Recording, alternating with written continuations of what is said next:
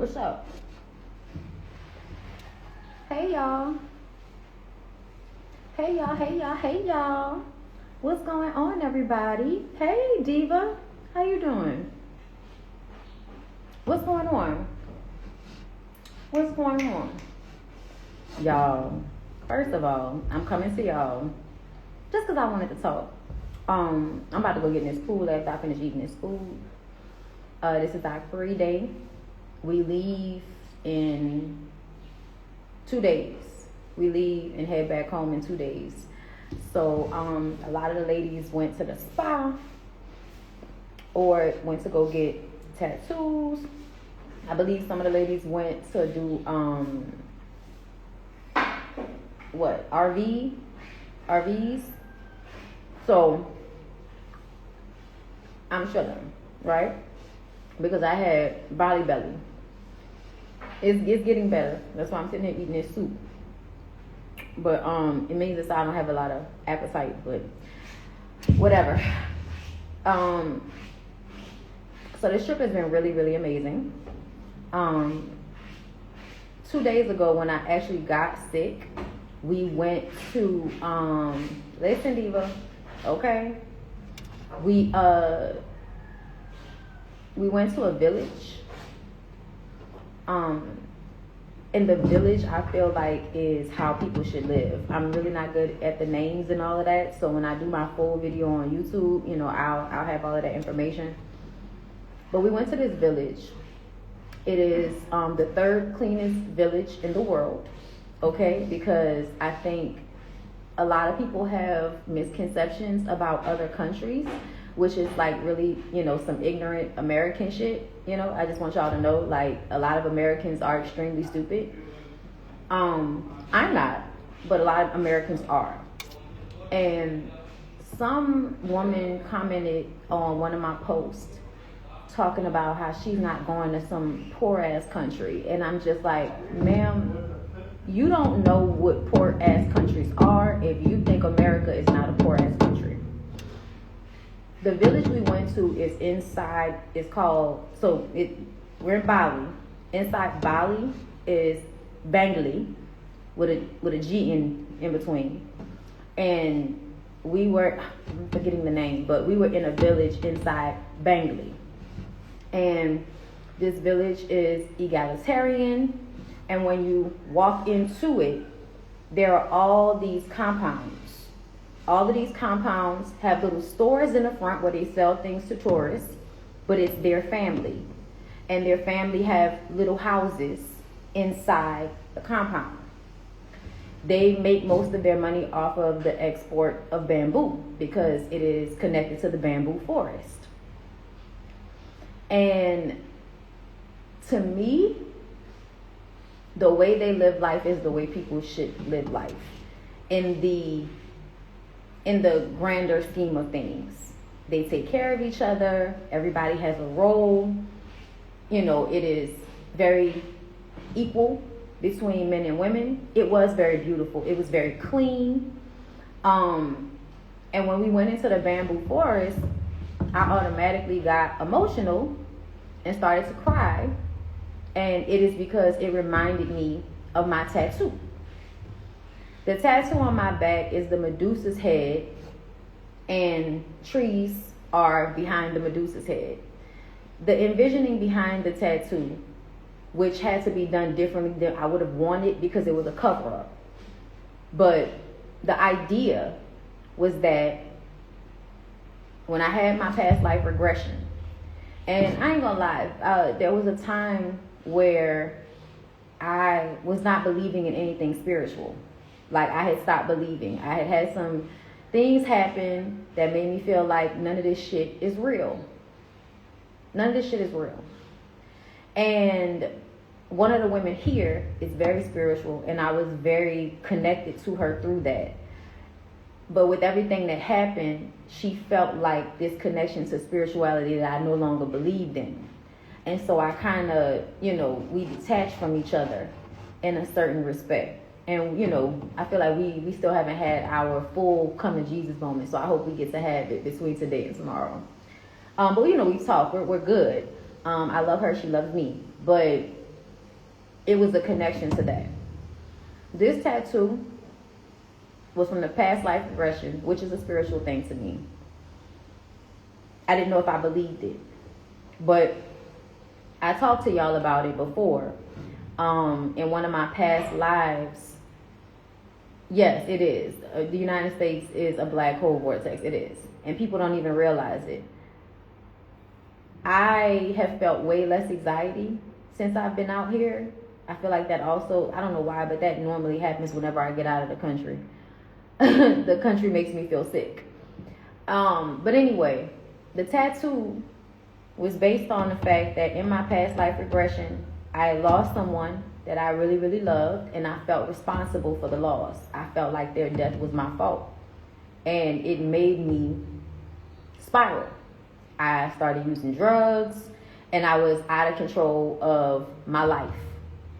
And a friend of mine suggested going to a woman's house who has a really, nice size house in a cabin in the woods, basically, and she offers her home to women who need help, women who are running from, abusive marriages, women who are running from families that tries to trap them, like just whatever it is a space for women to be. They can heal, be safe here.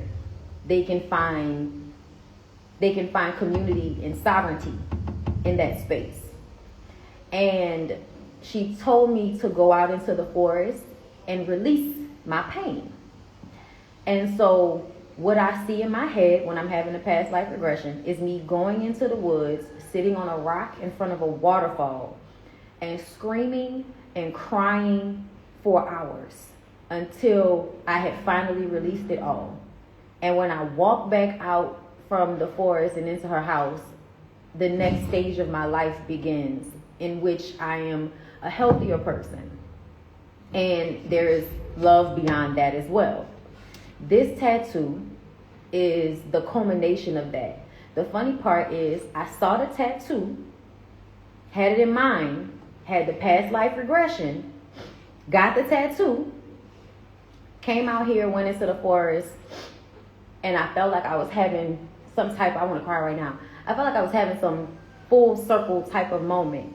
Diva, we talked about this. We talked about the times where you feel that connectivity, as if you are always the hand of the clock. Like you're always there, and time is just passing through and around you, but you're always there, because we find these moments that connect, and these very, we almost can't even always explain how they're connecting, but they connect. And me and Erica talked about this one time. And so, yes, remember those moments when you feel that connectivity. That becomes, to me, the example of God. I think people don't know what God is. I find God in connectivity. I find God in truth. I find God in nature. I don't find God in Sky Daddy. I don't find God in a book. I don't find God in other people. I find God in these places that feel timeless and unadulterated, connecting to the frequency. Yes. So when I was walking through the forest, that's what I felt. I felt like this feels familiar. This feels safe. And it just, and then also being somewhat of a catalyst or helping or bringing, like I always view myself low-key like a plug, like a good plug, you know what I'm saying? Like I can connect you to whatever, you need to be connected to. And being that for women who are looking for community or looking for this type of peace, greater meaning, love of themselves, being the person to help them find that in any capacity feeds me in such a way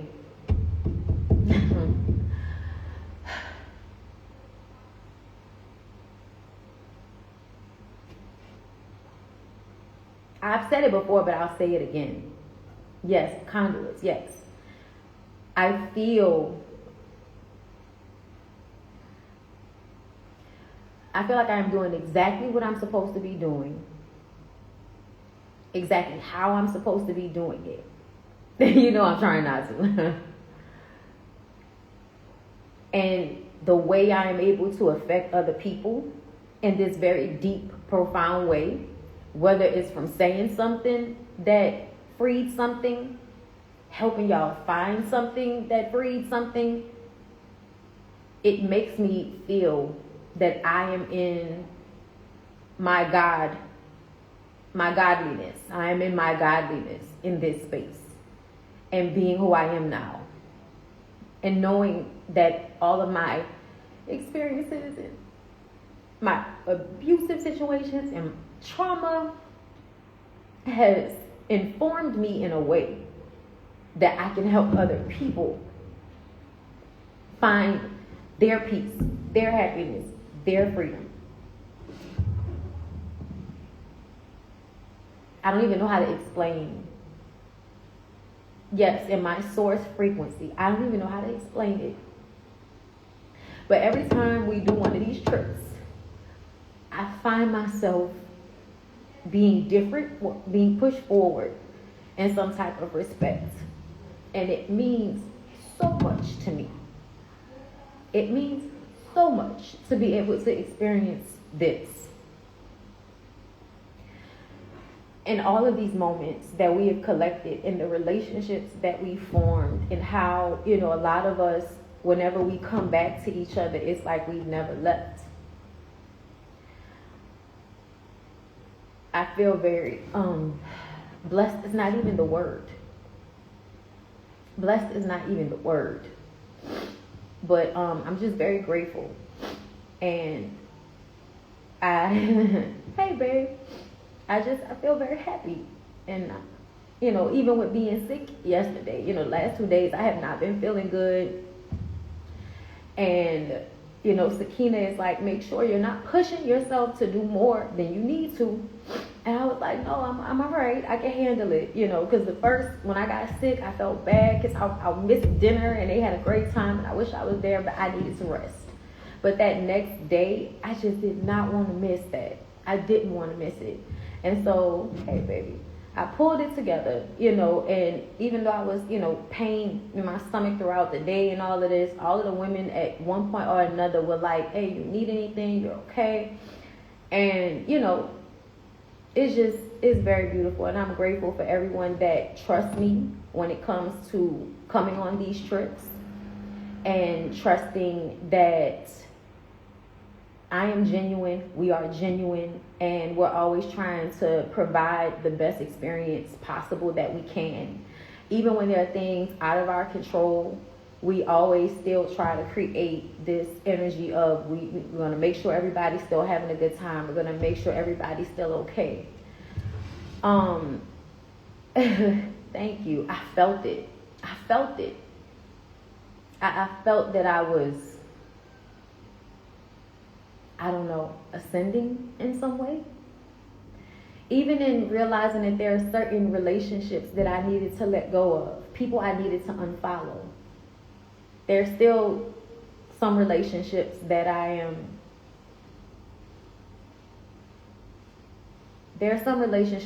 surveying as ones that I need to let go of. You know, but not you, babe. Just in case you were wondering. Not you. But, you know, there are other relationships that I am thinking about how I need to let go of. And even down to following, even down to seeing you on my social media, I need to let you go. And it's because that's what's best for me. That's what's best for me. But yeah, this has been another great one, another beautiful one. I'm going to tell y'all though, nobody's fucking with Thailand.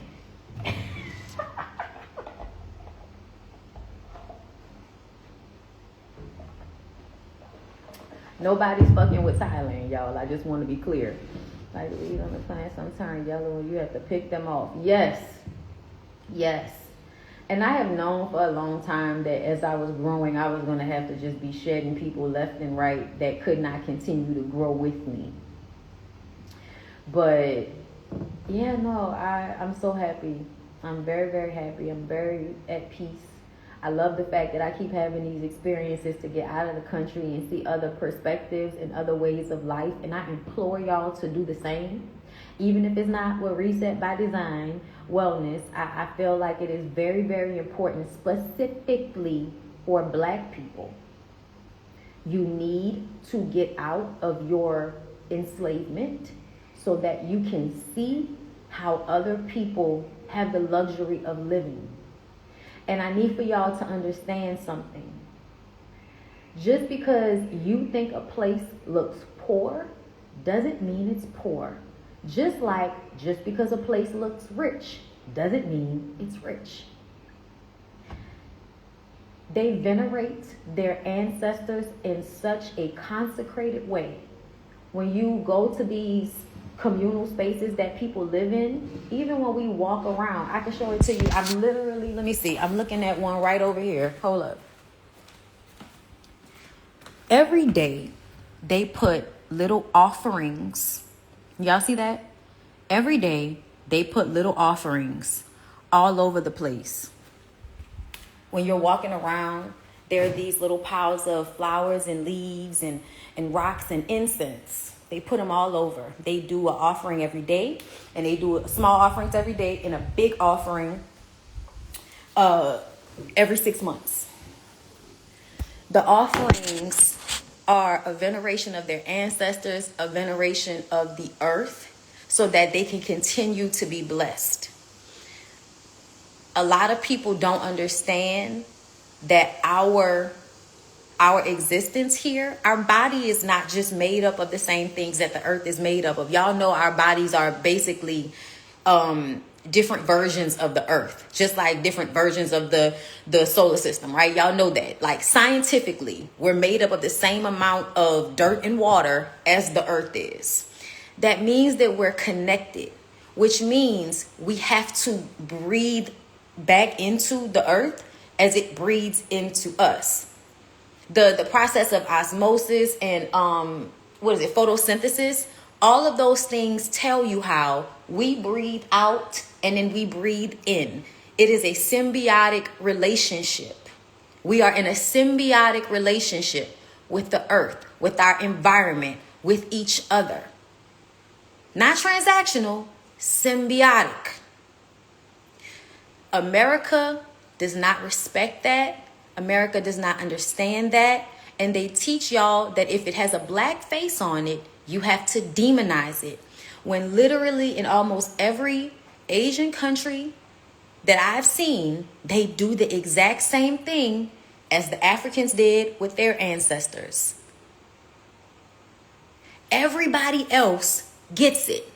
Everybody else understands that we are connected. We have to value and show love to our environment just as we should to each other, just as we should to ourselves. And America sets you up to take that away from you in so many different ways that you don't know. A lot of the times you don't know what you don't know, but a lot of the times y'all don't know what the fuck y'all be talking about. Not y'all, but y'all. I saw Jessie Wu went to some mosque temples in Dubai or Abu Dhabi, and everybody's talking about how she's, wrong for doing that because she's supposed to be a Haitian Christian and all of that. It's so sad. It's so sad. Watching that woman in my comments talking about her mom raised her to be in fear. So she's smart enough not to travel outside the country when it's not safe because of the American president. Bitch, America is not safe. America is not safe. I am not scared of being locked out of America. I'm scared of being locked in America.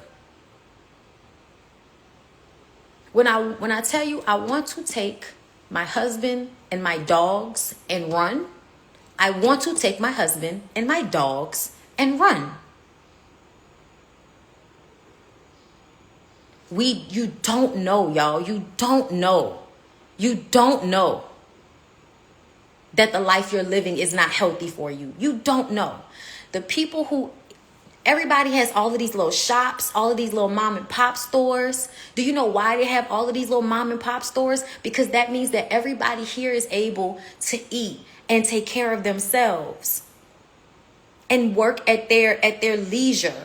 And not like, oh, my store is closed. No, it means that at a certain time of the day, I'm going to go and sit out here and eat my food and chill out and be in nature and take some fucking deep breaths. I'm not going to work myself into the ground. This place seems like, for the most part, y'all, they have good hours. 7 a.m., 7 p.m. on some, you can see it on some of the buildings. Some places stay open till 3 a.m. They're not working themselves to death. But they're also still an economy, a running, working economy. Get your passport expeditiously. I would tell you to get off my fucking live right now and get online and go fill the paperwork out before they do something else stupid over there. I will be happy when I can get back to my home where my husband and my dogs are. But I will also be very conscious of the fact that I'm ready to go and create home somewhere else where we can have a better life. Because we deserve to have a better life. And because I now see that we can, I'm going to make sure that we do.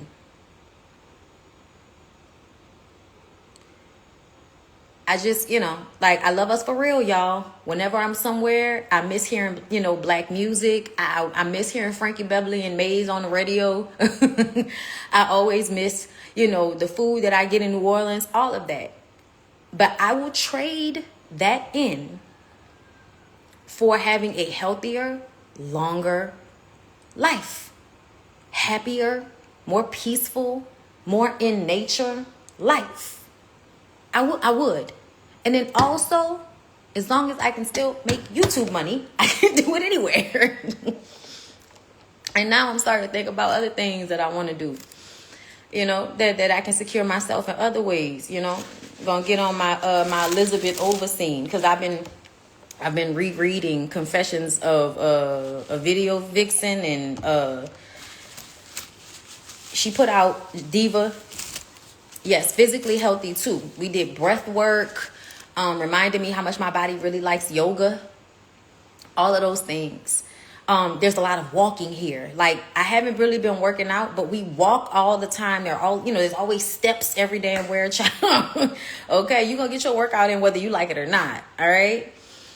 But yes, and the food is healthier. The food doesn't stick to your body as long. Like, we often find ourselves eating and then being hungry about 2 or 3 hours later. Y'all think that's bad. That's actually good.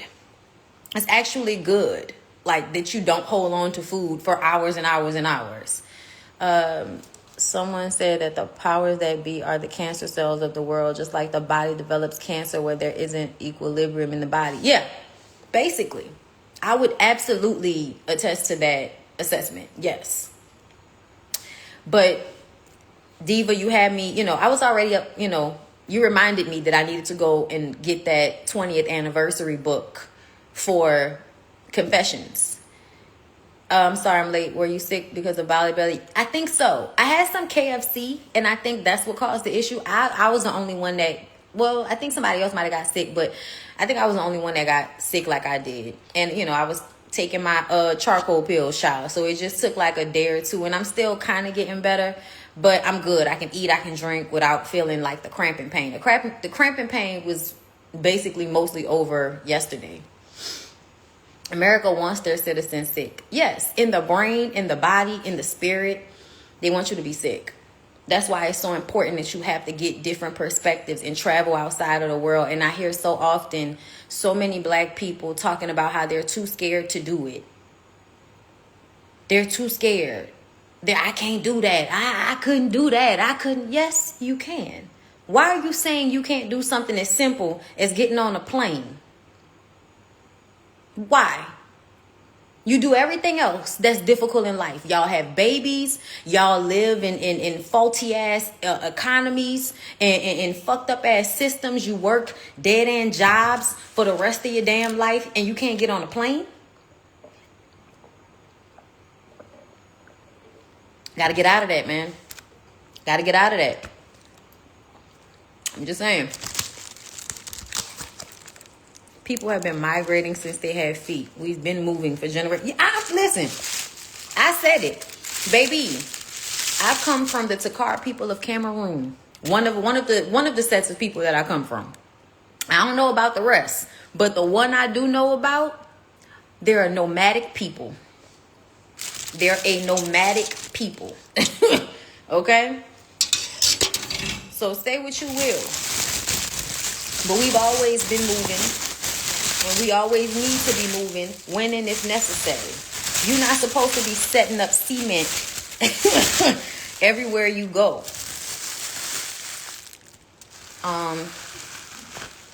How do you think the average American woman can get off the hamster wheel? Well, first of all, I think you need to seek your own pleasure. You need to seek your own pleasure. That led me here. It's pleasurable to travel to me. It's pleasurable to be at beaches. It's pleasurable to get away, to see new things. I follow what feels good to me. And I think a lot of us have been taught following what feels good to you is wrong. No, it's not. It's actually not. It's actually what you're supposed to be doing. Because what else is informing you? But yeah, so Confessions. I reread Confessions, and she puts a foreword in there. And the foreword was honestly the best part, because it was hearing this very grown-ass woman say, I don't even like listening to that version of me. Because I could tell that even in 2005 and even in 2009, Corinne Steffens was still in her, I just need love from a man. I just need love from a man. It just has to be the right man. You have to understand that connectivity and love from other people is great. It's amazing. It's a part of what you're here to do, but not like that. Not like that. It is not like this whole, I have to find my great love. You are your great love, bitch. You are your great love. You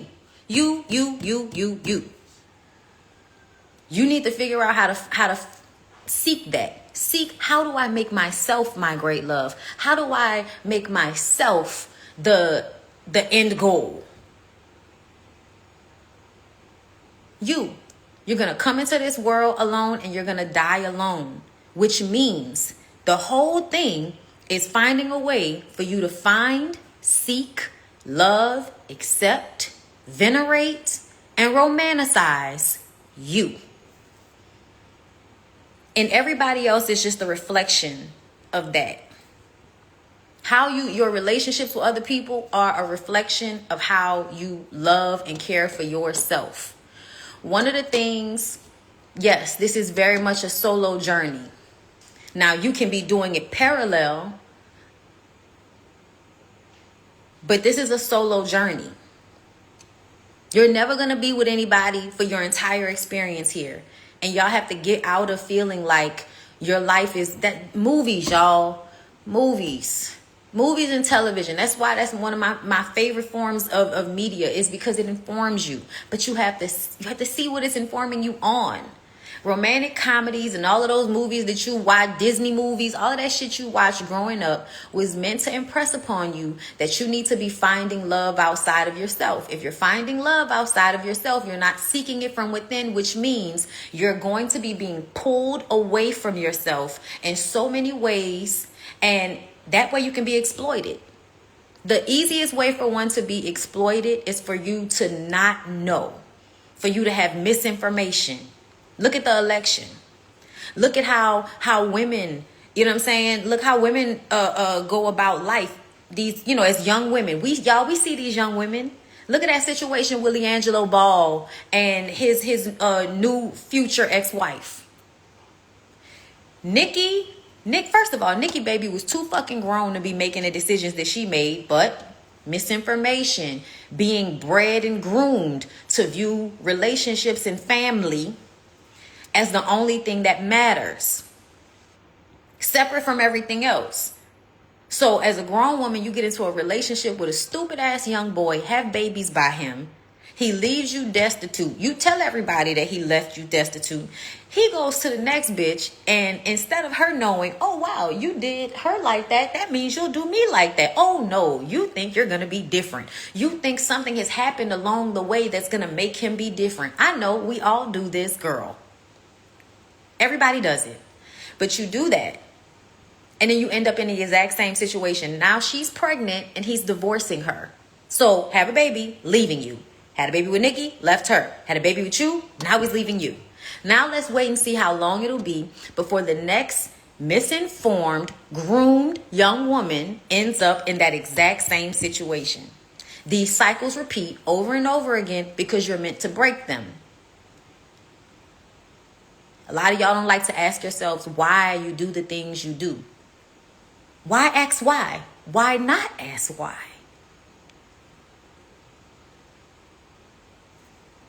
So yeah, I definitely have been getting my fill on, what I need, while I'm here.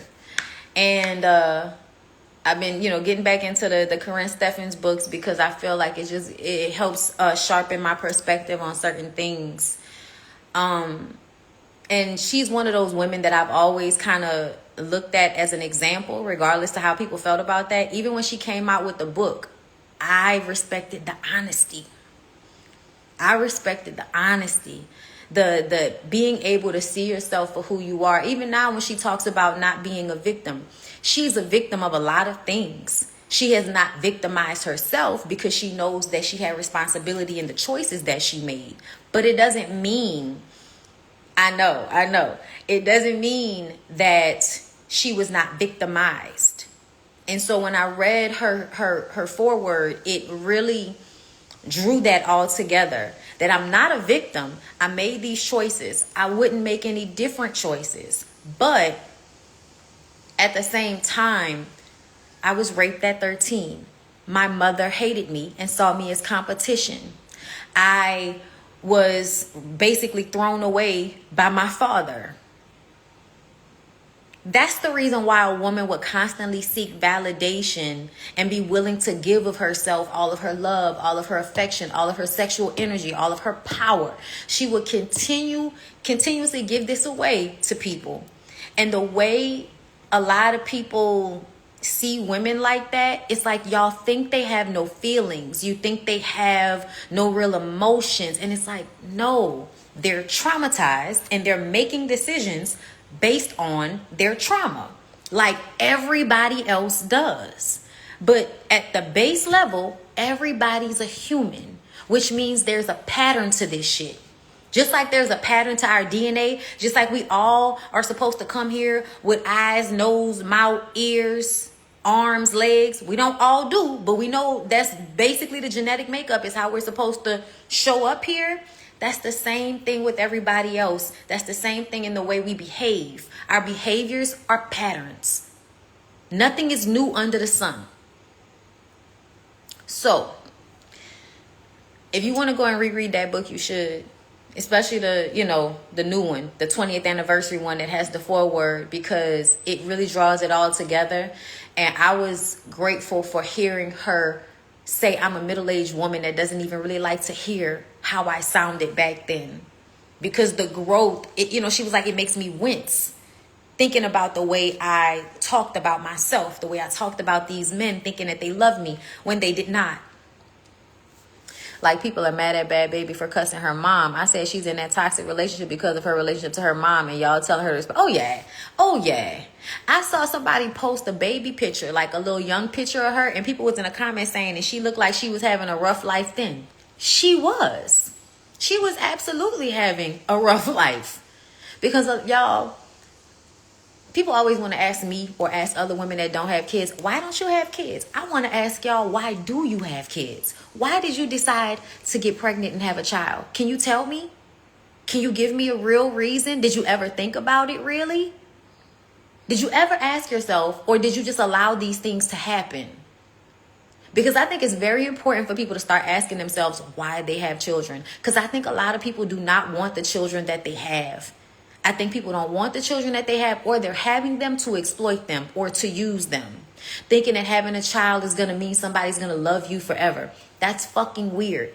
Stop having children for your own selfish reasons. If you're having children because you want to experience that and bring life into this world, understand that that is a selfless act. That is not something you need to be doing just so you can do it. A lot of y'all have children and you are doing it out of an automatic trauma response, and then you abuse those children and wonder why they show up the way they do.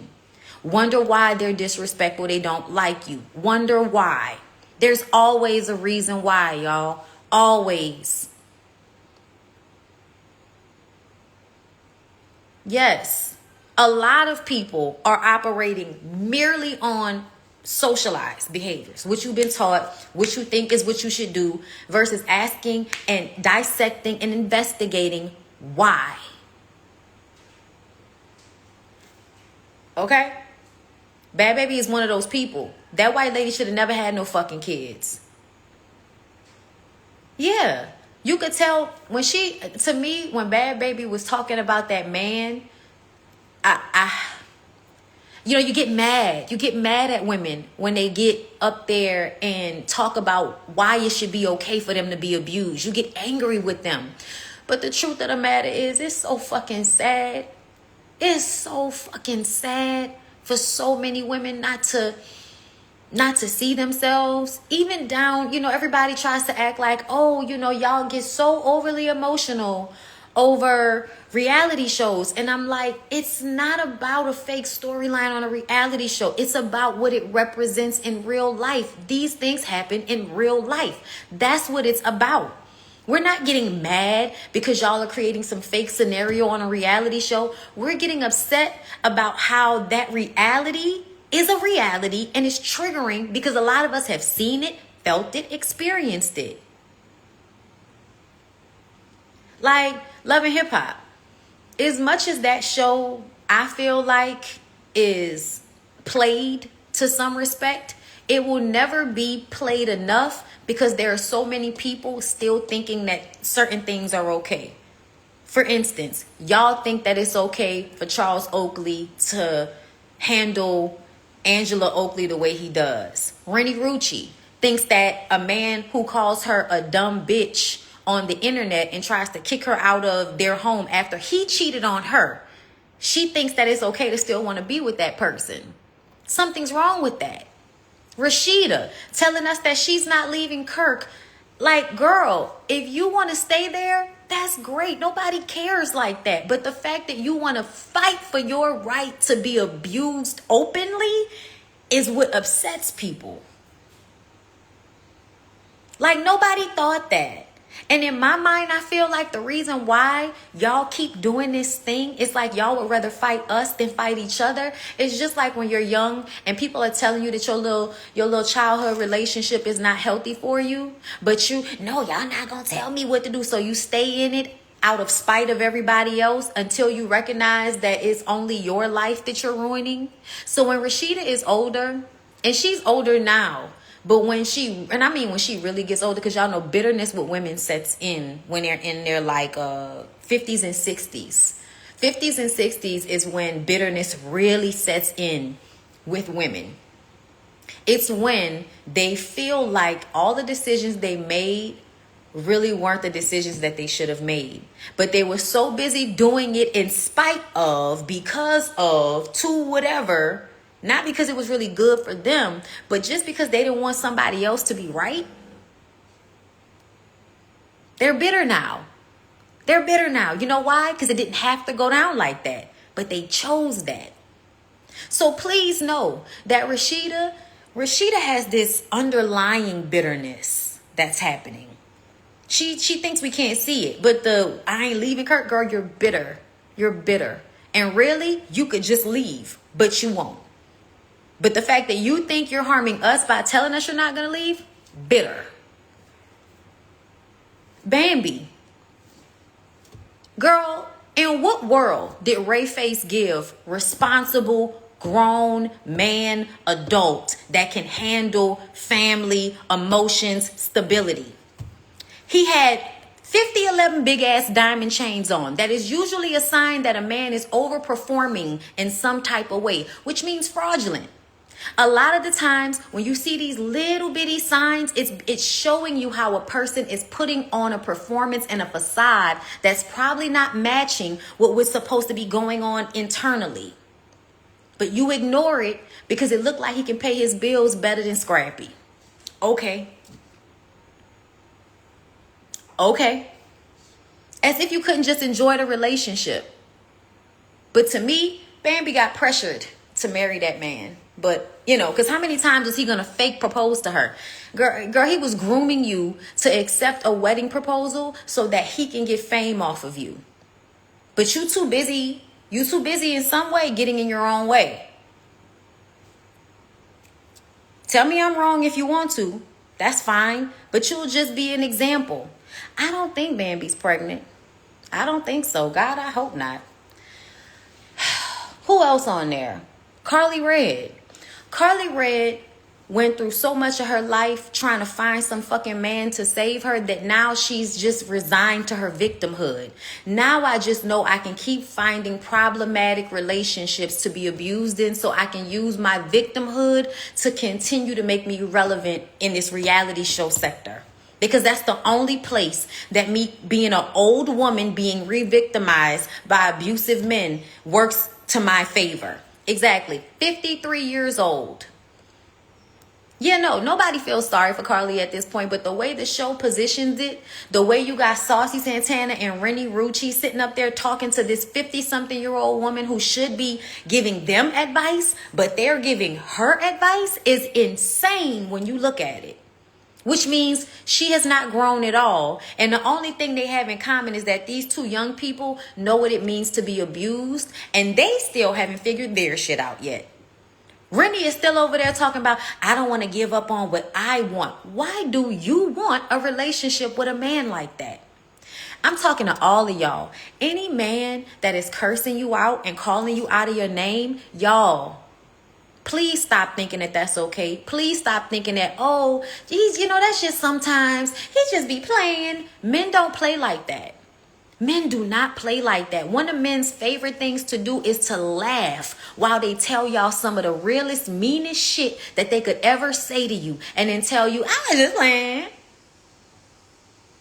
No. They mean what they say, but they don't want to face the consequences of what they say would do. Meaning that if you said some mean shit to a woman and she felt like you were being serious, she may not want to give you access to her anymore. So now you just act like it's a joke so that you can keep getting access to her. And another thing, y'all got to realize that most of the times when people be in these comments on these shows arguing with sense, arguing with common sense as far as I'm concerned, is because men want to continue the lies so that they can continue to get access. And women want to continue to live in a delusion because coming outside of that delusion can seem scarier than being in it. And I don't agree with that. I don't agree with that. Girl.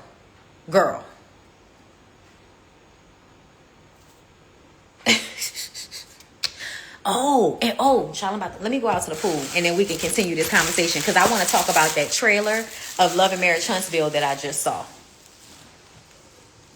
Child, somebody told me that I need to go worry about my husband with my man hating ass. And I'm just like, well, actually, my husband is fine and that doesn't make any sense.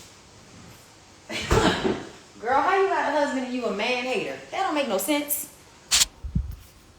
That don't make no sense. Ask him. He'll tell you. I don't hate him. Well loved. Because I don't know how else to be, bitch. Okay? Alright, we done cleaning up out here. In case y'all missed it, this is the outside area, the pool on our side. We're actually in two different villas. It's upstairs. Downstairs and upstairs. My room is upstairs. But we're all sharing two different villas. Okay? And the bugs do be bugging out here. But I'm from Louisiana, so I'm in general unbothered. I know this water probably cold as hell. Well, I'm just gonna sit down for a second now that they done beating all of the existing bugs. Hold up, y'all. Let me set my tripod up. I wish you was here too, Diva. And I really want you to come to the Mauritius one, or, you know, Tulum, child, whenever you want to come. I would love for you to come.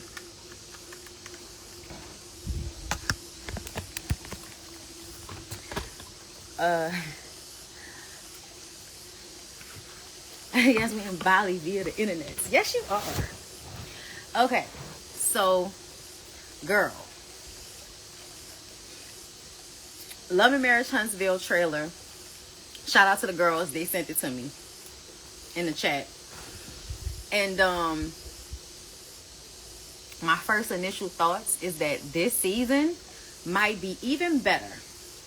And I believe it'll be better because Mel is not there to be a scapegoat. I believe that in all the past seasons, it's almost 11:30 a.m. here. Yes. Yeah, that's a Buddha.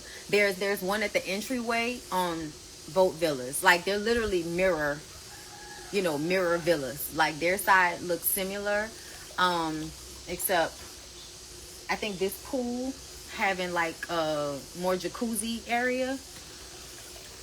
But so yeah, I don't care if Marceau and Tisha are still together. I don't care. I think it's so obvious that the women on Love and Marriage Huntsville would rather worry about each other's relationships so that they don't have to actually focus on their own.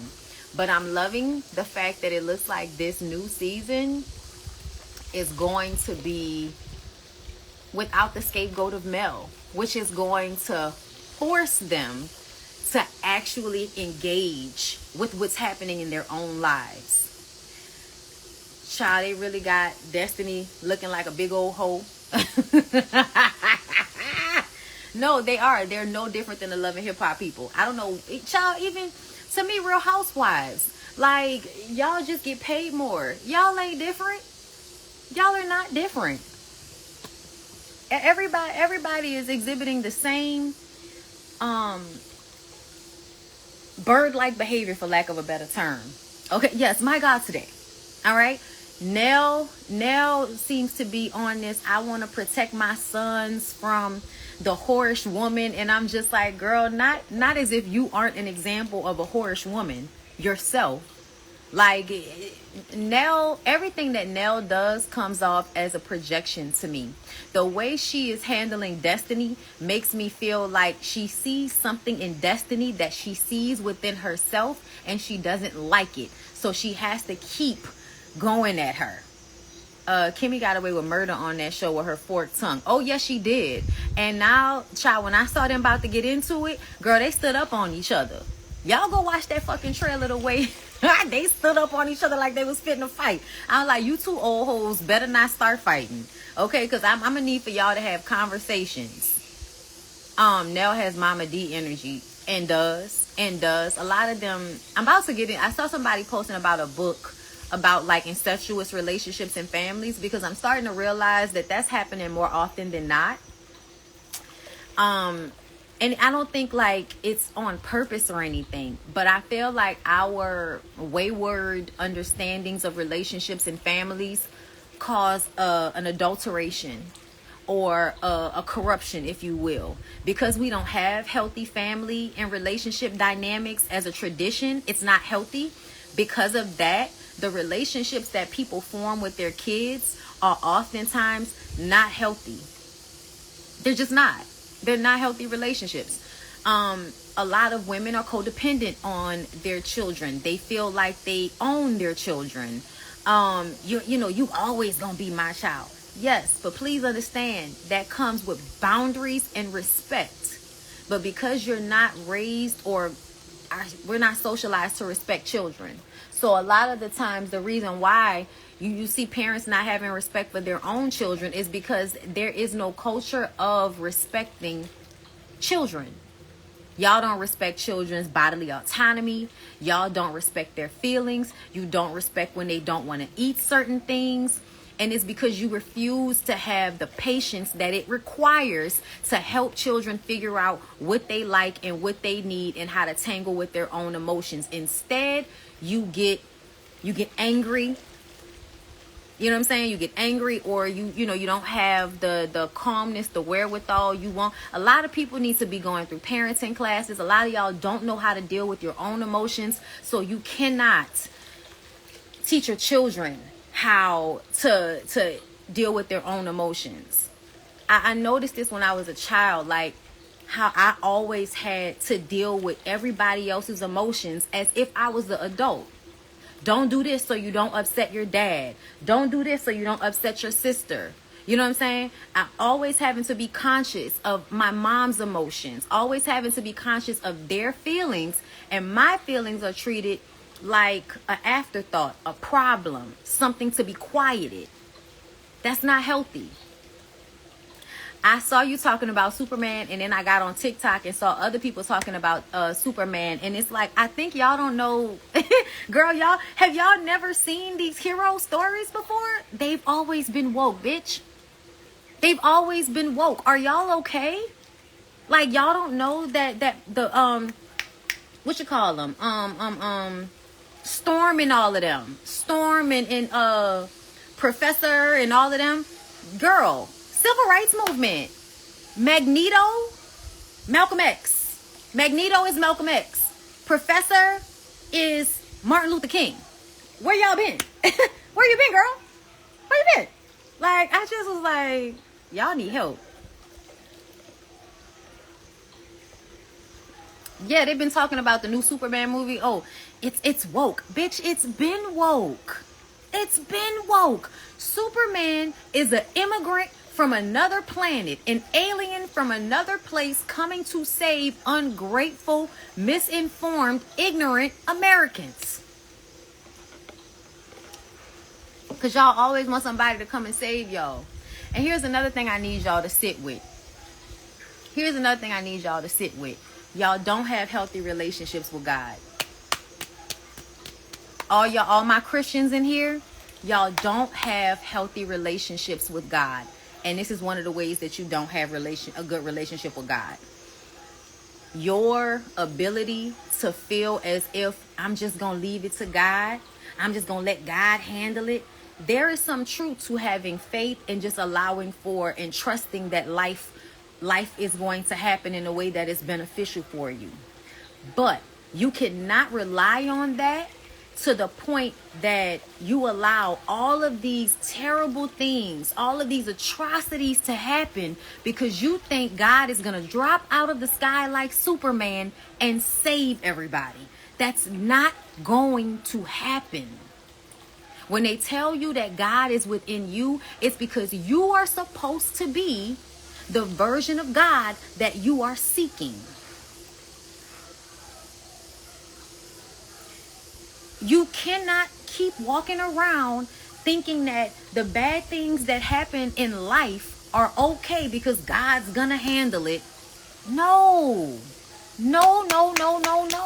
That's the reason why we are in the situation that we are in. Child, God got it. No. Y'all dismiss and you allow terrible things to take place around you because you're trusting that God's gonna handle it all. No, you have to take part in your life, in this experience, in your environment, in what's happening around you. Yes, shout out to the Mexican rescue team that saved the people that hate them. That's the only people that's gonna come to save y'all is other people, child. Other people, not God, not a Superman, other people. Yes, spiritual bypassing.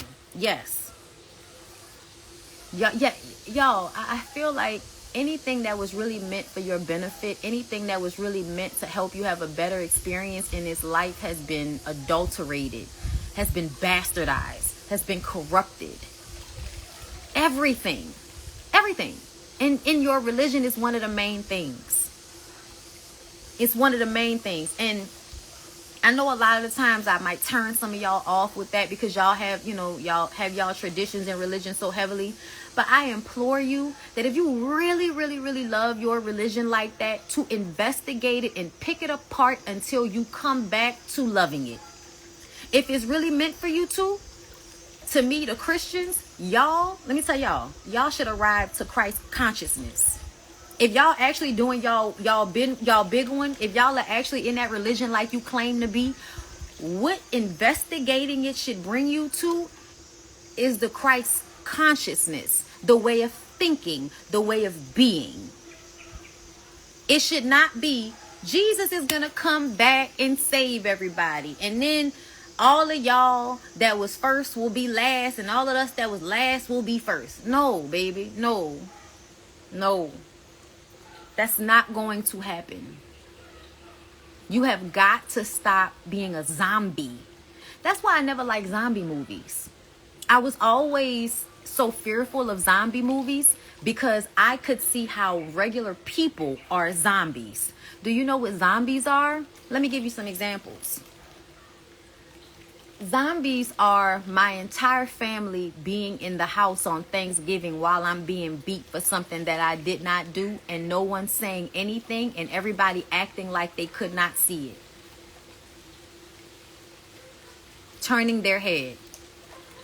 Zombies is children being assaulted by family members and y'all continuing to make people be around those family members. Zombie.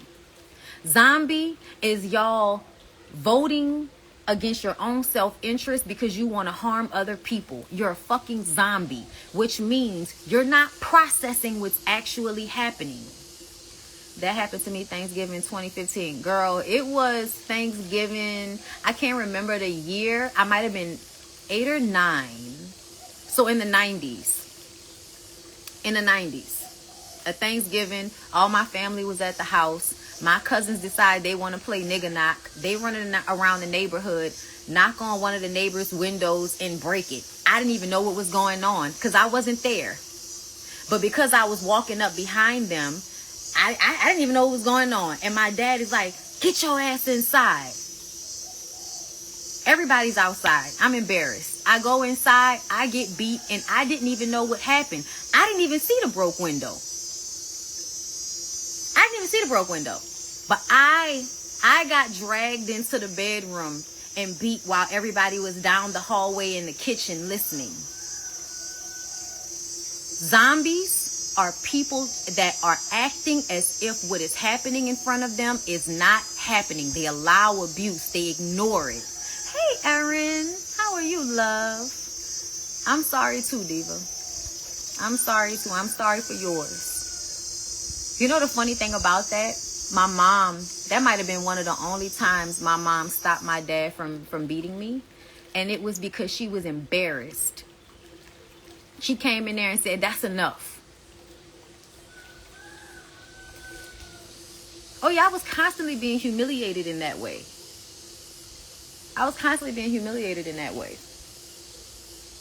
You know, and I remember when my mom told my uncle, you know, Brittany got whipped for something that your fucking kids did.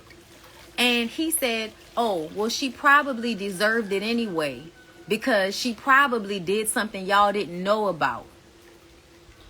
I'm like, hey, not a bad kid, not a mischievous kid. No, there was absolutely nothing that I did that deserved that. But that was constantly my experience. The time I got beat out of my sleep for a TV that broke by accident. There were so many times that, you know, shit, even getting kicked out of prep. Being accused of harassing somebody and not even remembering what the fuck they were talking about. Like, it has been so many times in my life that I have been severely punished for things that I did not do. Yeah, he was mentally unstable. They're all mentally unstable, to be honest. Sounds like you were a scapegoat. Yeah. Because not only was I the good child, but I was a child that I believe everybody thought was strong, so I can handle all of these things. I appreciate y'all for listening. We have a lot of parallels. I know. I know. That's why they say we look alike. That's why they say we look alike, Diva. And can I tell you another thing?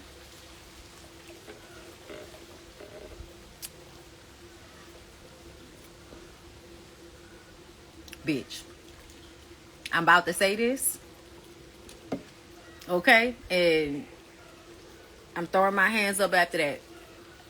But you was right about Candy.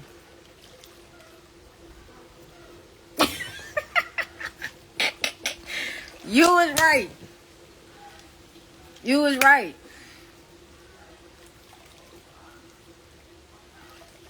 Oh, child, we tired of talking about that. I need y'all to go get over it, get past it. I don't care. I'm not talking about Zulu with people no more. Like every couple of, it seems like every couple of months, every couple of years, y'all want to bring that shit up. And I don't care. I'm not even a part of Zulu. So I don't know what y'all want from me. But I also feel like people, take words and meanings and switch them around and all of this shit. And it's not what you think it is. But I don't care. I don't care. I just want people to go on away from me with this. I never was hit by a man. I am sorry, ladies. You're lucky. You are so lucky. What Candy do? It's not about what she did. It's about the mentality that she seems to promote. The way Candy in these recent times has been happy to see guilty people getting out of situations where they were going to be held accountable is problematic to me. Chris Chrisley, he did that shit. Yeah, we will. Chris Chrisley, he did what them people said he did. And she was so happy that he was able to get out of jail. Why? Because he's your friend? I mean, I get it. Jail is not, I understand a lot of people that feel like jail is not a good thing. But I also feel like if somebody is unsafe to everybody around them, what's the alternative, bitch? What you want us to do? Okay? What would you like for us to do when somebody is unsafe for everybody else around them? What you want us to do with those people? Just continue to let them abuse people so that they don't have to get locked inside of a box? But Candy's relationship with Tiny,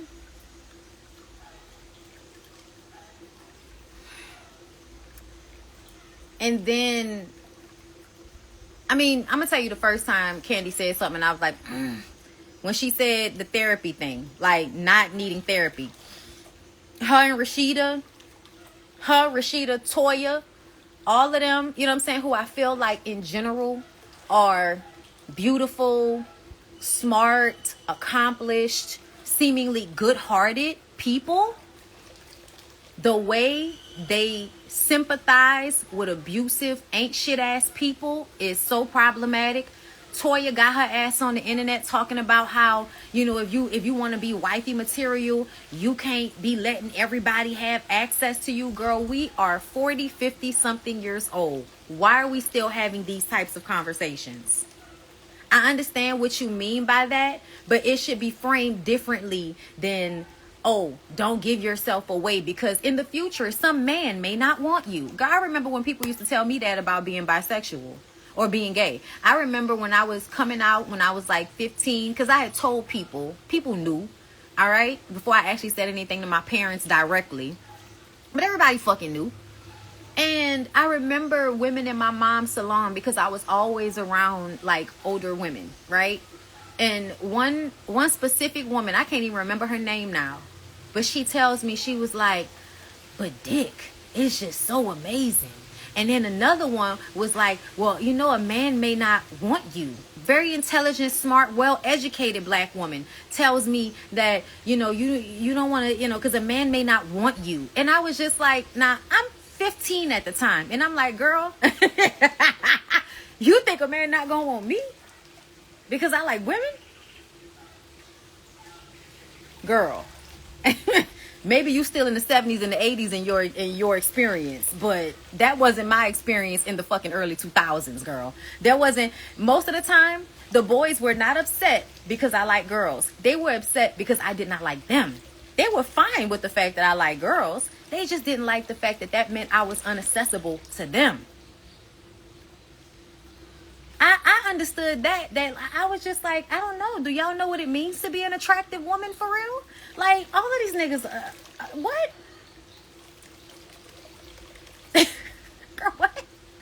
And then now, to not only be married to somebody that has always known that about me, always accepted it about me, allows me to fully be myself.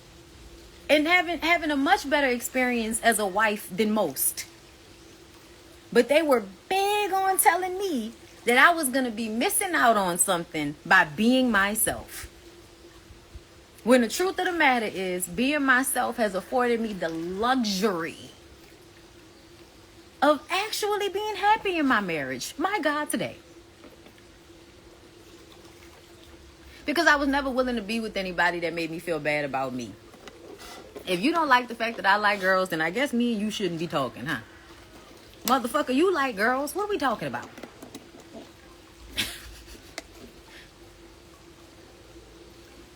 Dick is a plenty and of low value. Girl. I was just like, that was funny to me even back then. Women twice my age saying some of the most ignorant shit to me. And I already knew that something was wrong with them. And their men were being themselves behind their back. Yes, they was. Yes, they was, girl. Yes, they was. It's so not hard to get men. It's so not. Especially if you're somebody like myself who, not only am I attractive, right? But men are greatly attracted to women like me. Free. Soft in a way that like I live a very nice life. I work hard, but not in the way that I used to. I don't sweat for a living. Blessings find me. And the man that found me has thoroughly been blessed. And likewise. But I am very well aware of who I am in respect to men. And how no matter what, I would be perceived as attractive to men. Whether they show that to me or not. Like, anytime, it just depends on how they come at me. But most of the time, I already know what it is. You either are attracted and then angry that you know you can't have me. Or attracted and you're trying to get my attention. You're trying to talk to me. You're trying to pretend to be my friend so you can find a way to get something out of me. Look, shout out to Lyric. Okay? Shout out to Lyric. Okay? Who, you know, is a safe space and always has been. Okay? So yeah, girl, I have no regrets. I have no regrets. And I will continue to live out my life in the ways that suit me and are pleasurable to me and that are true to me, because that's what I feel like I am called to do. And in doing so, I have not only been a blessing to myself and the people that I love, but I am a blessing to people that I don't even know. And the feeling that, y'all, I can't tell y'all, I love, I don't even know another way to explain it. I love the fact that I get to evolve and grow for myself so that I can be happy, and then I give it to y'all, and some of y'all really take hold to it and then take it and you run and you come back to me later and you're like, oh, when you said this, it changed how I thought about that, and you helped me not go through this. Like, what else is there?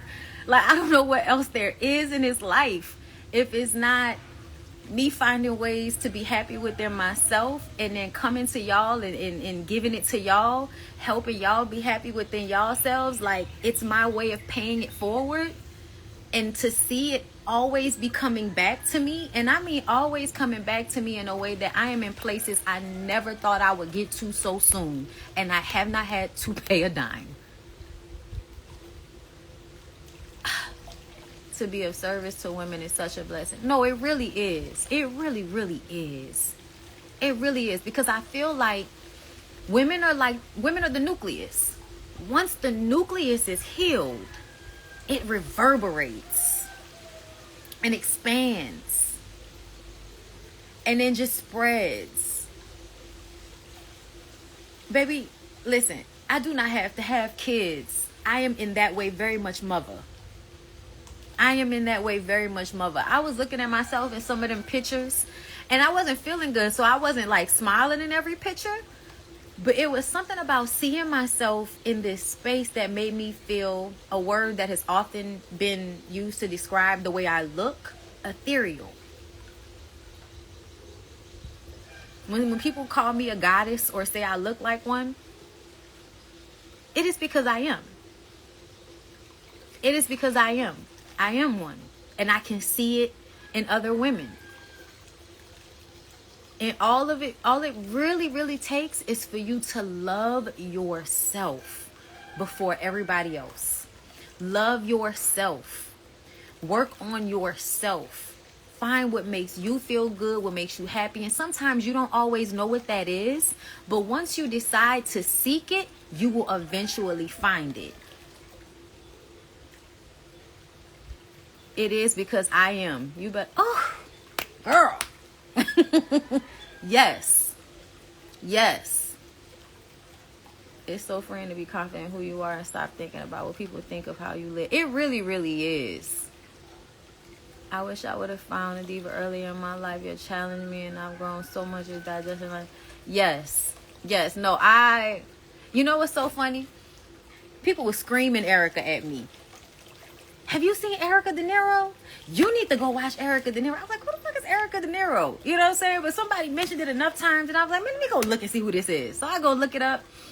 And ever since then, Erica has been another catalyst of opening my mind and making me think. And then Erica introduces me to people that does that same thing for me.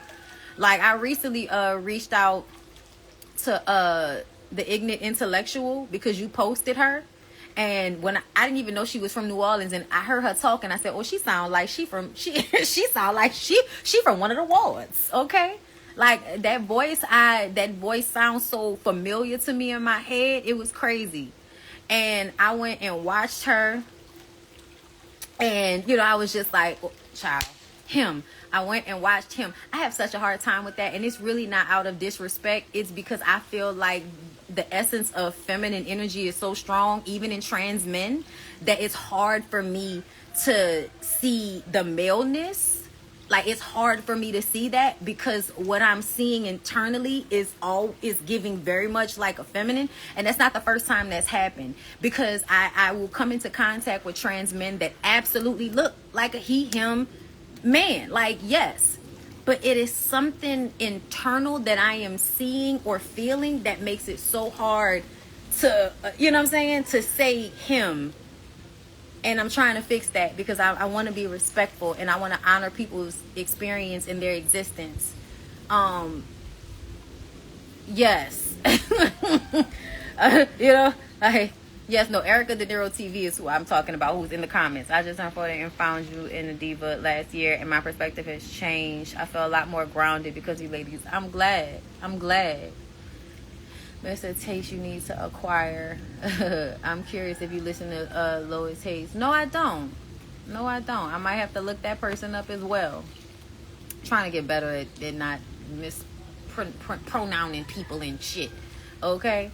But the voice is why it's so hard, because the voice reminds me of, the girls and women that I grew up around.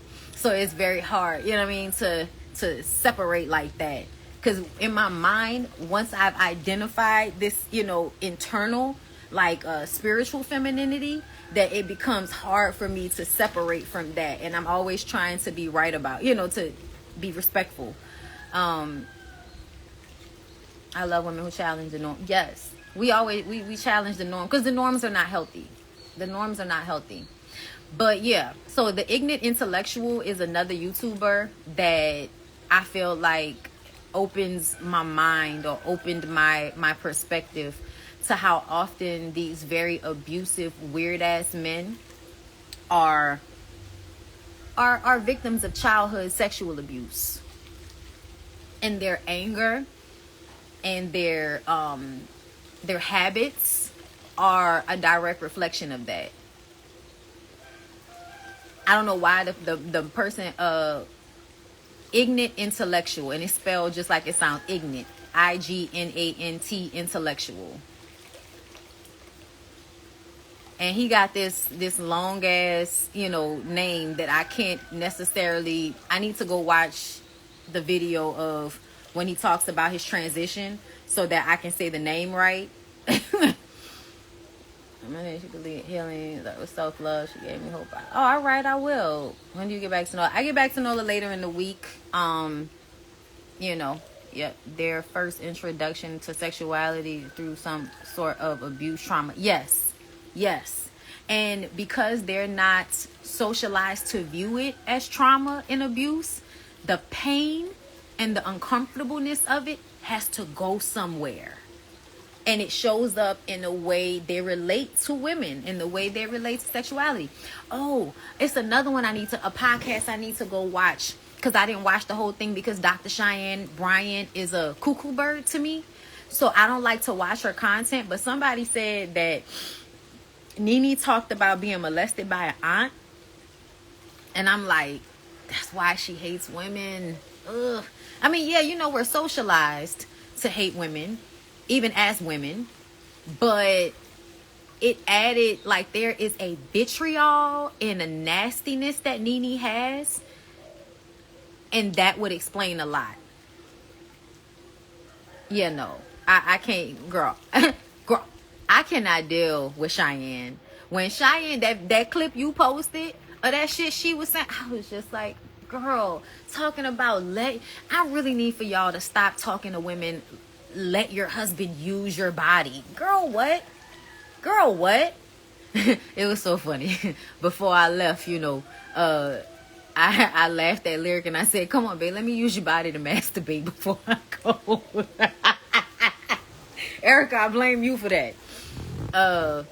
Yeah, no, I like Erica Vane too. I started watching her because she did a lot of All American reviews and sisters. Being a vessel. So be mattress. She sounded like she was being a toilet. Oh, I just love when he piss and defecate on me, because whenever he can use me as a toilet, it makes me feel good about me. It's my love language.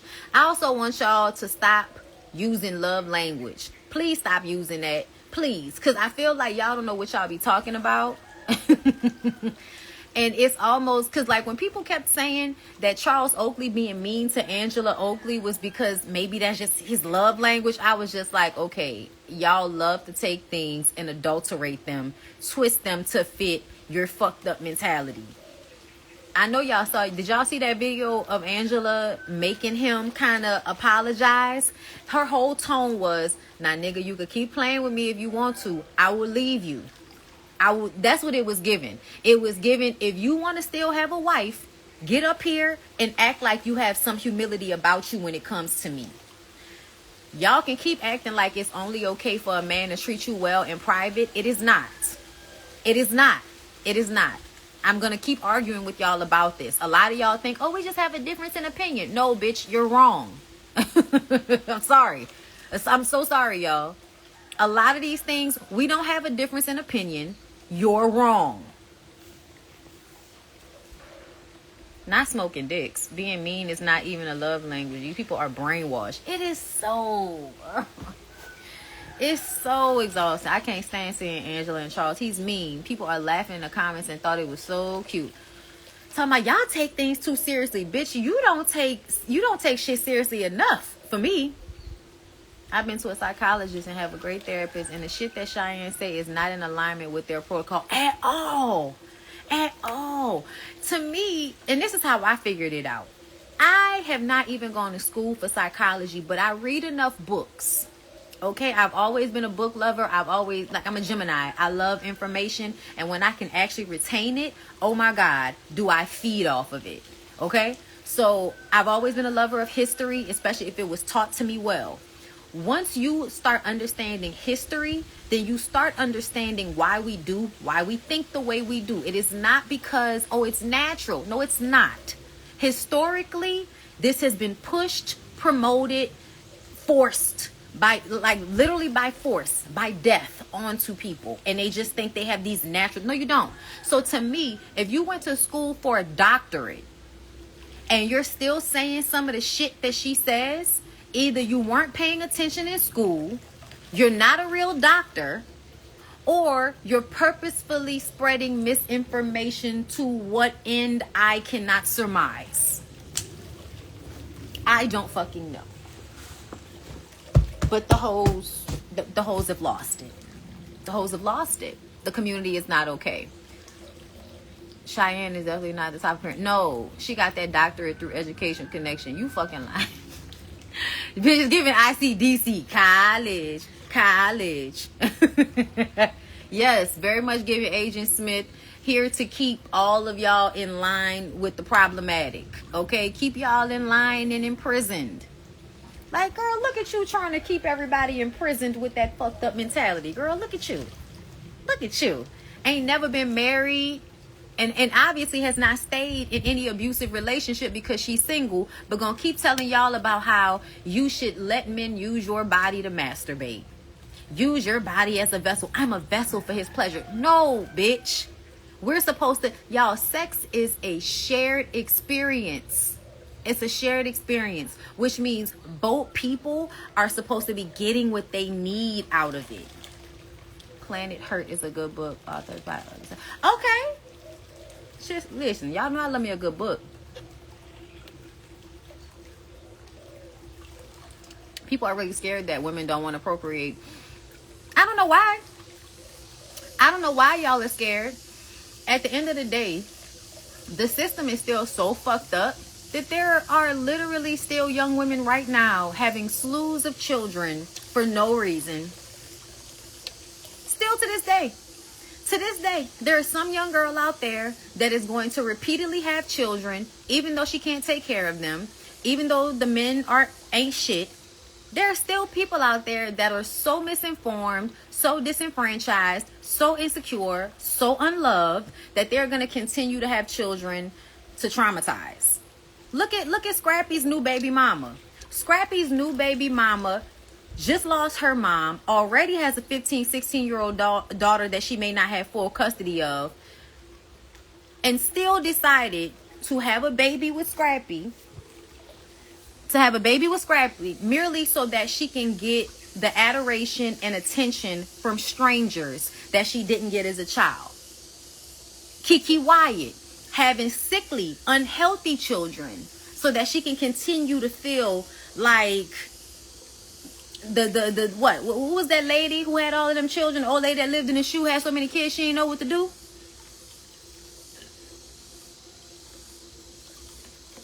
Yes, patting her puss, beating the coochie up. That's another thing y'all need to understand. Being poked off violently is not the point, y'all. I do miss the era of player niggas that knew how to actually, slow fuck. Because y'all have gotten so used to porno sex and beating the coochie up that y'all have no idea what good sex is. Girls with ice packs over their coochie. Girl, what is going on? Have you seen Mississippi Dam? Not in a long time. But I've seen it. Just not in a long time. Even if she had a man, she's still not a safe person. Not at all. Hold up. It's a lady on social media, has 11 kids counting, uses the Bible verses to justify it. The kids look fake happy. Because there's no way. I remember having that conversation a long time with one of my homeboys about Nick Cannon. saying that there's no way that you can be there mentally and emotionally for all of those kids. And he wanted to argue me down. A few years later, what did Nick Cannon say? I don't even know all these niggas' names. That damn Bible would be the death of. I remember a woman being so mad at me for saying, I said what?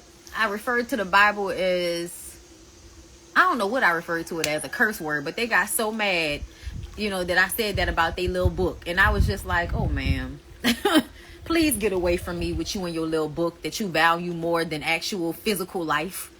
You value a book that has been put together by people that hate you more than somebody that cares enough to tell you the truth. Amazing. Amazing.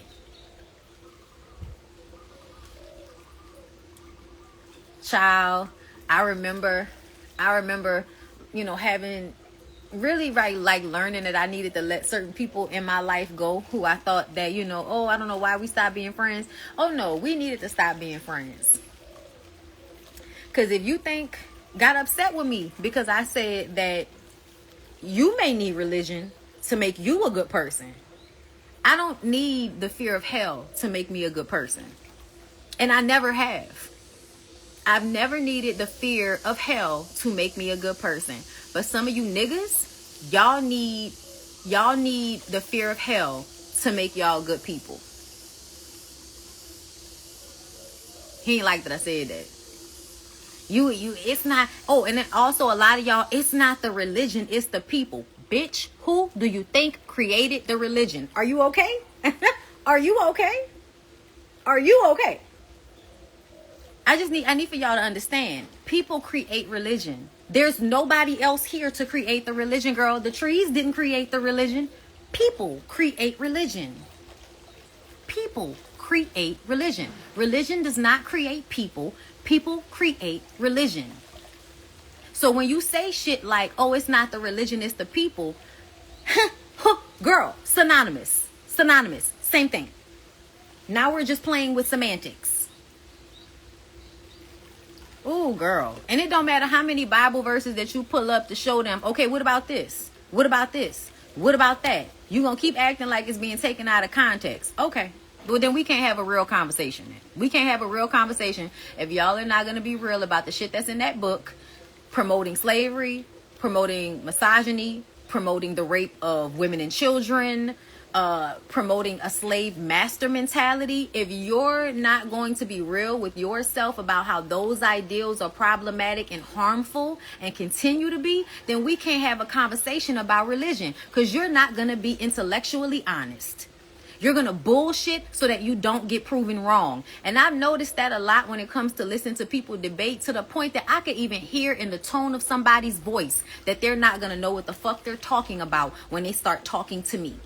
I can hear it in the tone of your voice that you don't know what you're talking about. My mom done rediscovered preachers and asked why I don't want to watch these sermons. She sends me, girl. Because I find God in other places, mama. That's why. I questioned so much when I went to Ghana, and those churches are built on top of those dungeons. And then when you say it to them, they sitting up there acting, I don't know what you talking about. Child, y'all got white Jesus all up and through.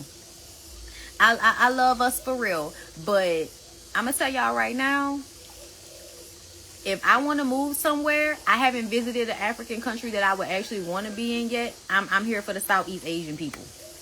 Okay, Thailand's calling. Okay, people out here think God typed the Bible with Arial font in his New Jerusalem sandals. I cannot. I know that tone. No, for real. Y'all, I used to pray in order to be able to hear when people were lying. And I really do feel like I can hear now. Like there's a tone. Either when somebody don't know what the fuck they talking about, or when they're lying. Y'all, I remember, like, maybe not recently, past year, 2 years, the times that things have felt automatically to me, like I felt like something was happening, like a lie or something wasn't quite right. I felt it.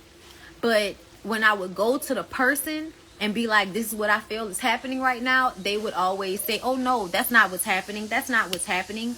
That is what was happening. That is what was happening. And I recognize now that I have to trust myself, and I have to trust my instincts, and I have to trust the things that I feel, because I am extremely powerful in that way. And it's not out of nowhere. It's something I prayed about. It's something that I work towards. It's something that I am actually putting my energy into hearing and seeing what people don't want me to hear and see, so that I can better protect myself. Yeah. Yes, I can hear it, y'all. Oh, y'all want to hear something cool that happened? So we did meditation one day while we were here, like an early morning meditation. And we were laying there. Oh, it was a sound bath. Y'all, I have got to find somewhere that does weekly sound baths when I get home. But we did a sound bath. And at some point, I started to get the chills. And I was like, okay, my body is reacting to this. And then when I felt like I was completely in this calm, like not sleep, but halfway, kind of in a trance-like thing. And I've noticed that ever since I did my past life regression and I was put under, I was able to realize how I can be low-key in a relaxing sleep type thing, but still be aware of everything that's going on. So we were lying down, and I started picking up on the loud thoughts I felt like everybody was having. And I was letting them come and pass, but some of them were loud to me. Like, so when we were done, and I was just like, I feel like I just finished having a conversation, or like we were all having a conversation, and I was hearing y'all's thoughts in my mind. And then one of the women, Sharice, turns to me and she was like, girl, you was thinking about me? And I was just like, actually, yes. Her name came into my mind as we were, like, my eyes are closed, I'm laying down. She wasn't even there when it started. But at some point, her name came into my mind. Now, you would think that that's nothing. There was another one. Tamari is sitting maybe two rows down from me. And in my mind, I envision Tamari stands up and says, I'm hungry, y'all. And I'm just like, okay. When we were at the pool, I said, Tamari, did you at any point, like while we were meditating, like say to yourself, I'm hungry or something? She was like, yeah. She was like, I'm always hungry. But no, yeah, I absolutely was saying to myself at some point, man, I'm hungry. I was hearing some of their thoughts in my mind. And it's not the first time I've done that. It's not the first time I've done that. There was a time when I used to get massages by this woman. And I remember having sexual thoughts sometimes. But I was never really paying attention to her like that in order for me to have sexual thoughts. I don't get turned on when I get massaged, y'all. That's not a thing. The part of my brain that gets turned on is not on when I get massaged. Okay? Like, I'm trying to relax. To be turned on is to be awakened in a way that I'm not when I'm being massaged, right? It helps relax me, but it doesn't turn me on in any type of way.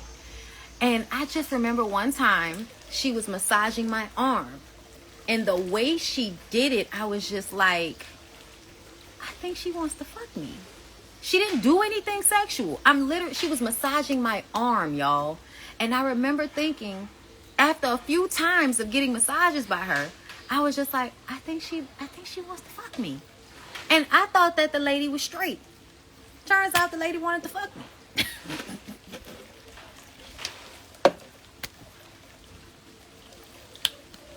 It's not the first time that's happened. There was another situation. I had a friend. She reminded me of my abusive ex-girlfriend. And I told her that. We had our first date. And I told her, I was like, you really remind me of my abusive ex-girlfriend.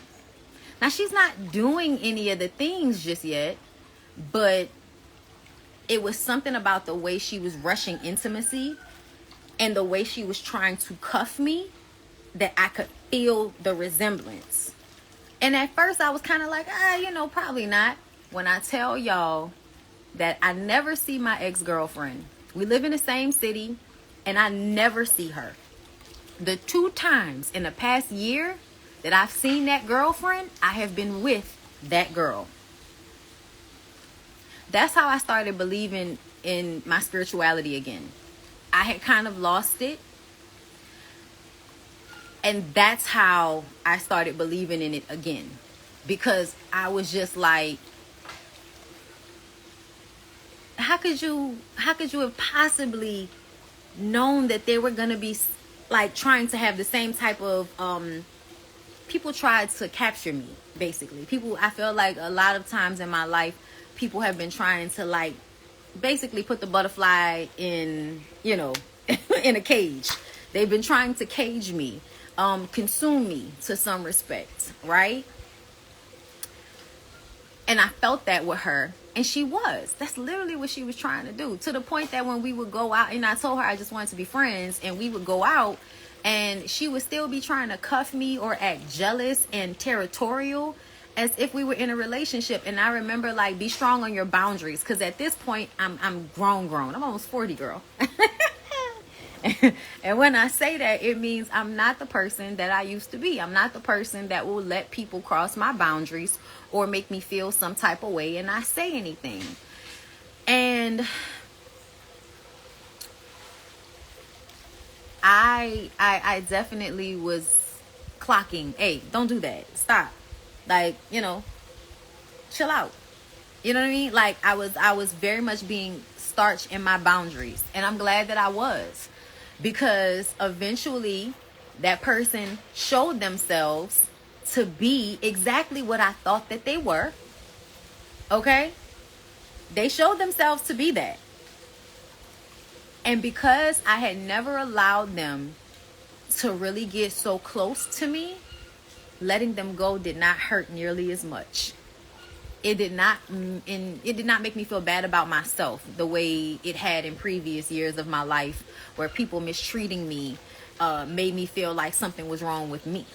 Even when we had our group session, we had one of our group sessions, and one of the exercises was to write a blockage that you may have, and then write, yes, I do, I feel it in my body.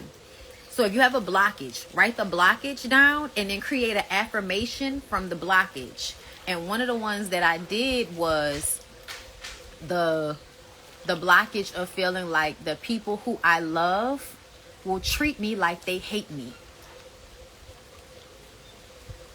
My affirmation from that was, the people that I love teach me more about myself. Something along those lines, because I wrote it down. But in my mind, what that means is, instead of looking at it like, oh, all of these people hurt me, all of these people were mean to me, all of these people, treated me like they didn't care about me or that they didn't love me. Really what it taught me is how to love myself, how to care for myself, how to listen to myself. That's what it taught me. Not that I'm, a terrible person or undeserving of love, but that these examples, these exercises would show me how to continue to love and choose myself. And in that, learn more about myself, which is the journey, which is what you're supposed to be doing. And now when I have these interactions with people, whether it be like friends or whatever, it feels like an exercise or an opportunity to prove who I am. And I low-key get excited about it sometimes. There were 2 things that happened before my birthday that gave me the opportunity to show people exactly who I am. I was able to let somebody go who I felt like was trying to ruin something for me. They were acting like, oh, I'm not trying to ruin. Yes, you are. You're trying to ruin something for me. And you can't. You can't. You just can't. That was beautiful for me. And then the other was an opportunity that they felt, the people felt like, it was supposed to be something that I was just supposed to. Girl, no. I love the opportunity to say no. I was gifted, some very, very important gifts this past birthday. The gift of telling people no. The gift of not internalizing other people's bullshit. The gift of being loved and present with the person that does love me and does show up for me. And actually enjoying that and loving lyric in a way that continues to grow. And that's something that's been kind of consistent in our relationship. We always seem to, even when things kind of seem like we don't know what's going on, I think we always seem to find ourselves back to the love growing, never lessening, always growing. And that I received a lot of gifts this past birthday, and I really felt more grounded and confident and proud of myself. And I just remember when I was younger, I remember when I was in my 20s and in my early 30s, where I felt scared because I didn't know if I was on the right path. I didn't know if I was doing the right thing. I just didn't know. I didn't know if I was doing it the right way. And now I feel like I have the answer to that. And it really plagued me for a long time. It really bothered me. So having that awareness now, having that growth of feeling like, okay, I can see why these things happen now. Even if some of them still hurt me. Even if I'm not, completely, over the pain of it. I still feel like I know why, and I know what I learned from it, and I wouldn't change it. Trust yourself. Follow your joy. Follow what feels good for you, and you will eventually get to the point of knowing. When you have an order to manifest what you want, say it out loud. Oh, I have. I definitely have. I've child, and that's another thing, y'all. Y'all gotta, if y'all haven't been watching Shan Booty, y'all need to get into Shan Booty. That is a gifted young woman. Boy. The stuff that I have learned from watching Shan Booty, like, I love the fact that whatever journey she's on, is like my own, where I feel like what she learns for herself and she brings to her audience, I have now begun to, just gain so much from. Practice listening to your intuition. Yes. And stop letting people tell you you're wrong. Like, it's been so many times that my intuition was right on, but because people don't like the fact that I read them so well, they will tell me I'm wrong when I know I'm right. When they tell you you're wrong, oh no, that's not it. Diva, you talk about that all the time when you be like, people be like, oh no, that's not what it is. And then they explain something. Well, that's what the fuck I said. Like, what are we talking about here? Semantics, so that they can make you wrong. I had a friend that would show signs of jealousy when I would accomplish goals. Over years of our friendship, I would constantly ignore it. Yeah, no, you can't do that. There was a time I left graduate school because of stress. I told her about it, and this hoe literally cheered. That sealed the deal for me. Oh yeah, people that don't want you to reach whatever heights you're trying to reach, you got to get rid of those people. Everybody is here to do whatever it is that they need to do, which means we're not going to always be having the same experience, which is why not cheering for what other people want to do for themselves is weird.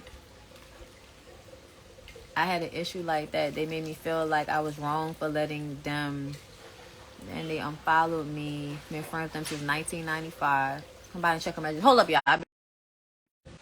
Hello? Okay, I'm back. I had an issue like that. They made me feel, yeah.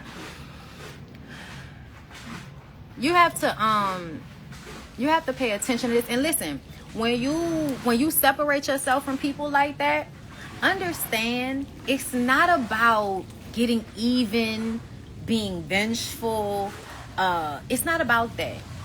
A lot of the times it's that y'all are not on the same frequency. And if y'all are not on the same frequency, you have to let people go so that they can figure their shit out on their own without dragging you out of yours. Because sometimes people being connected, like, okay, so if you're trying to raise your frequency and somebody that you're around is not, they can pull you down. And then in them trying to pull you down, they're harming themselves. It doesn't have to be a blow up. Let me call you back. Yes. Erica, I was watching one of your videos the other day and you was talking about how you kind of just fade into the background. I do the same thing. A lot of the times I'll kind of just...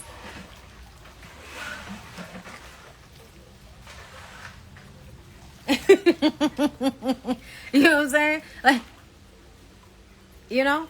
But then other times, I think people like to force confrontations with me. I don't know why I'm the person that people like to have fights with. People have always liked to like engage my anger.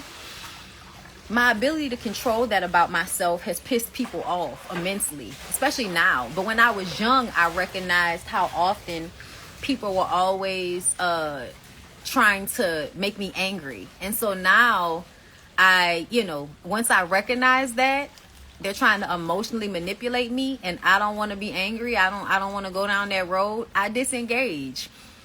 They hate that. I don't know why people enjoy my anger so much, but because I don't feed off of anger. Like I don't feed off of anger, but other people do. I disengage like a motherfucker. Yes. It's about protecting yourself. And sometimes when you protect yourself, it actually helps other people. When you say this relationship is toxic and I don't want to be in this relationship with you anymore, it actually does help other people. Hey. Are we interrupting? I'm about to get in this pool in a second. Okay, me too. Good. He just finished cleaning it. Great. But yeah, y'all, like the fade away from America's Next Top Model group shot. Yes. Okay. Y'all say hey to Soteria. Hey. Okay. What y'all just came from doing? ATV. Oh, how was it? Great. Dangerous as hell. Broken down. Okay. Yeah. Well, I'm glad you know everything else is intact. Yeah. Girl, that's why I was like, yeah, I can't do that. I did that shit one time. I was so scared. I was like, yeah, I can't. Yeah, I did it in Jamaica. What's her name? Denise kept falling off the bike. Like, yeah. Well, not falling, but yeah. Having trouble. Yeah, no, that's what I'd be scared of. My little ass to just fly somewhere. No, we got videos and pictures. Okay. Y'all gonna put them in the photo circle? Uh-huh. All right. But yeah, y'all, I'll go now because it was a good conversation. This seems like a good time to get off. But I'm gonna save this one and I'm gonna try to put this on YouTube because I feel like this was a good conversation for me to post over there.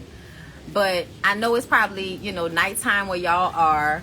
I'll be back. Y'all will see me probably by Thursday.